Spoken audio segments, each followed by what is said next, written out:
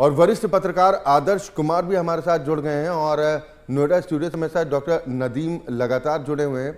आदर्श भाई, क्या कहेंगे? लगातार कल भी हमने चर्चा की थी और लगातार जो प्रिडिक्शंस थी और जो एग्जिट पोल के नतीजे सामने आए थे, क्या आपको यकीन हो रहा है कि कुछ इस तरह की स्थिति बनेगी और INDIA गठबंधन, जिसको माना जा रहा था कि वो 120 से लेकर 150 सीटों तक सिमट जाएगा, प्रदर्शन इस तरह का हो सकता है? हालांकि अभी भी नतीजों में कन्वर्ट नहीं हुए ये रुझान। देखिए, सबसे पहली बात तो ये नतीजे जो हैं वो बेहद चौंकाने वाले हैं। हम्म। हम सभी ने एग्जिट पोल को देखा, समझा, जाना, और उसमें ये बात थी कि थोड़ा बहुत सीटों का अंतर हो सकता है, लेकिन जिस तरीके से परिणाम सामने आए हैं हमारे, खासतौर से जब आप यूपी का रिजल्ट देखते हैं या बाकी हम्म। राज्यों में भी जिस तरीके के उलटफेर देखने को मिले हैं, इसका अंदाजा किसी को भी नहीं रहा होगा।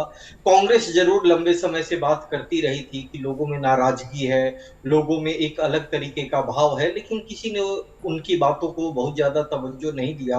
हम्म। भले ही आज हम कहें कि स्थानीय उम्मीदवारों की नाराजगी को लेकर के ऐसे परिणाम हो या फिर अलग अलग आकलन अब लगाए जाए, लेकिन हम्म। ये तो तय है कि जिस तरीके से दावे किए जा रहे थे या 400 पार की बात कही जा रही थी, उसका जो है कहीं नामो निशान देखने को नहीं मिला। हम्म। अब जो ये परिणाम सामने है, ये परिणाम उम्मीद के विपरीत परिणाम है। भले ही मुझे ऐसा लगता है कि भारतीय जनता पार्टी बहुत आराम से सरकार बनाने में कामयाब हो पाएगी, क्योंकि हम्म। अभी भी जो है सीटों की संख्या उसके पास ज्यादा है। हम्म। अगर बहुत ज्यादा तोड़ फोड़ की गुंजाइश नहीं बनती है तो, हम्म। हालांकि इसमें जो क्षेत्रीय दल है उन पर डोरे डालने का काम शुरू हो गया है, लोग हम्म। अपने अपने पालों में उसे खींच रहे हैं।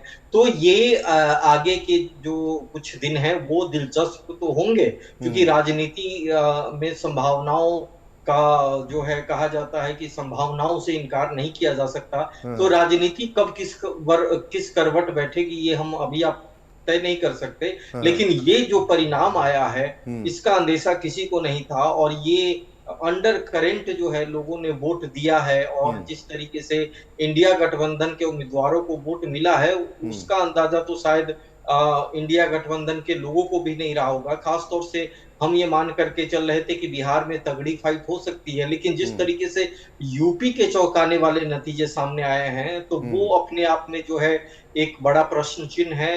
पार्टी, भारतीय जनता पार्टी भी इस पर विचार विमर्श करेगी, संघ के हम्म। मुख्यालय में भी इस पर चर्चा का दौर जारी होगा। बहुत सारी चीजों हम्म। पर जो है आगे आने वाले समय में बिल्कुल विचार। बिल्कुल ठीक है, बिल्कुल। मैं समझता हूँ, राजनीति मैं के बिल्कुल बारे में उसका कहा है। जाता है कि नैरेटिव सेट करे जाते हैं, जी गढ़े हाँ। जाते हैं, और कई बार जो नैरेटिव होते हैं इस तरह से सेट हो जाते हैं जिस पर लोग आंख बंद कर भी यकीन कर लेते हैं।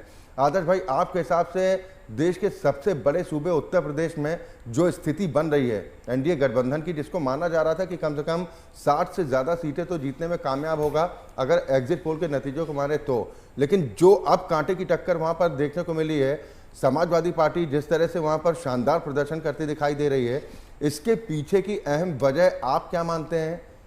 दूसरा, बहुजन समाज पार्टी ने जिस तरह से कैंडिडेट का चुनाव किया, क्या बीजेपी को सबसे ज्यादा डैमेज इस वजह से हुआ यूपी में?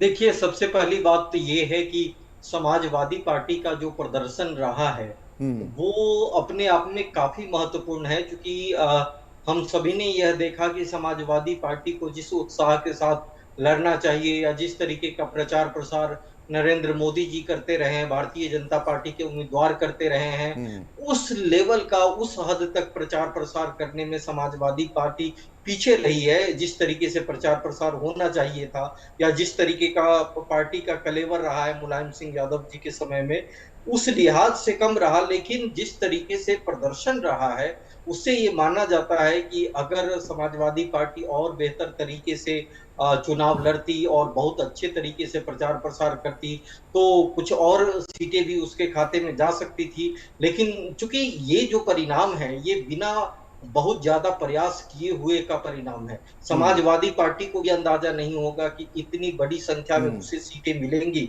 और ना ही समाजवादी पार्टी के प्रत्याशियों को ये भरोसा रहा होगा। साथ साथ मैं यहाँ हम्म। जरूर कहना चाहूंगा कि पिछली बार के लोकसभा चुनाव में बसपा के साथ गठबंधन जो हुआ समाजवादी पार्टी का, उससे समाजवादी पार्टी को नुकसान हुआ। और हम्म। बीएसपी को फायदा हुआ, इसी वजह से बीएसपी को ज्यादा सीटें मिली और समाजवादी पार्टी जो है वो अपने कुनबे में सिमट करके रह गई।